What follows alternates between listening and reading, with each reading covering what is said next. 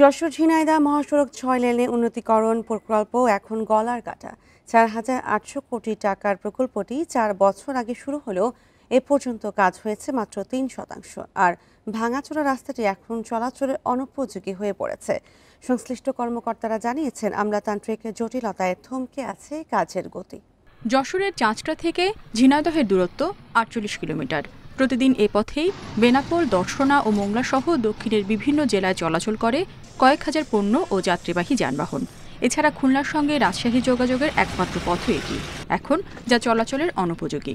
এই যে গাড়ি ভাঙচুর পড়ে থাকে, আমি যেমন রাস্তা খারাপ কারণে অ্যাক্সিডেন্ট করে বসে আছি।